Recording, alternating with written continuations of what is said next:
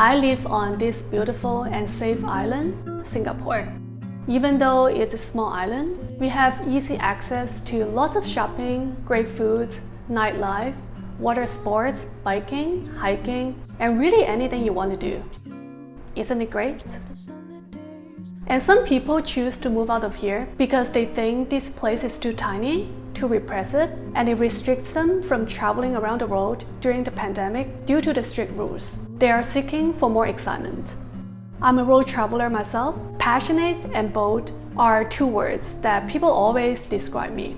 But beyond what you guys see me on those social media posts, which is probably only 1% of my life, even more so, I'm enjoying my ordinary and minimalist life every day, without a TV, without Netflix, without entertainment.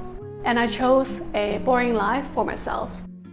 I mean, I'm super blessed to live on this island that I can have access to anything and everything, materialistic goods, ocean, greeneries, and amazing architecture. And I do spend time exploring and doing all of the above, and I have great fun. But I think most of us still spend majority of our time at home outside of work doing our routines. And that's why home is so important to us, which you guys probably know I make a lot of efforts building my home here recently after I moved to Singapore. Maybe I'm an introvert, maybe I'm a Cancer, which is best known as Homebody, or just the combination of the above that make up my personalities, traits, and character. I am a happy person in general, but when I really reflect on some of the most happiest moments in my life, those moments are usually the smallest moments that most people don't even pay attention to. For example, cooking myself a simple meal at home, enjoying the daily romantic sunset at my balcony, sweating in the humid Singapore weather makes me so happy.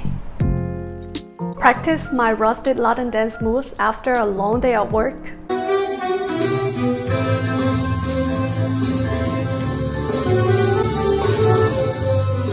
Or even singing a silly song with the kids at the foot of Kilimanjaro at Tanzania.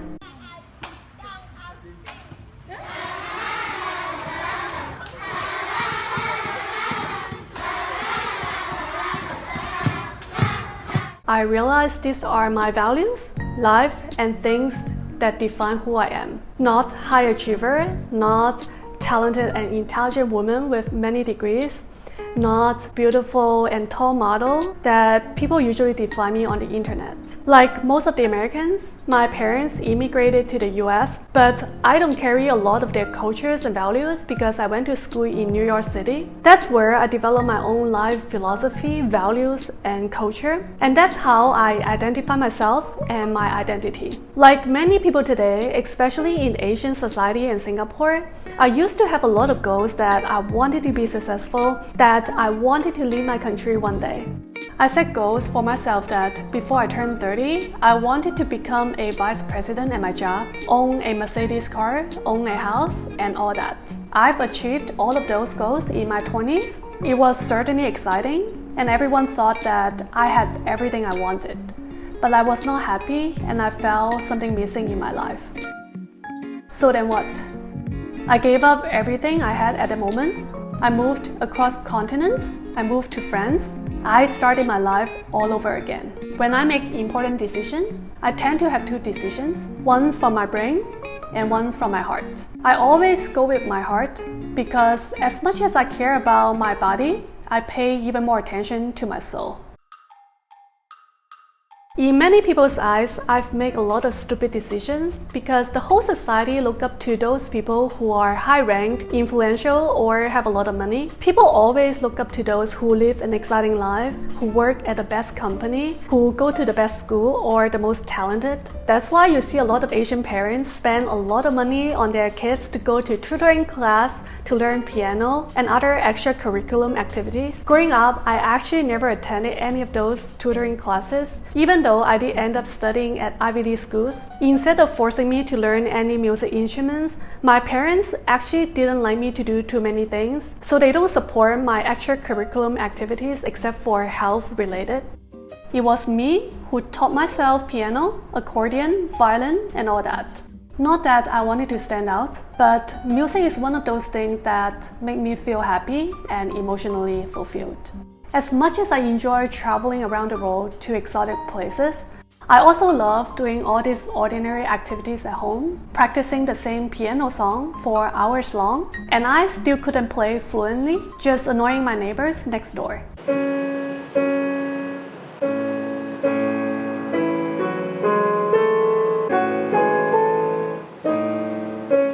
Maybe when you guys see me playing piano in my video, you thought it sounds so great, so talented.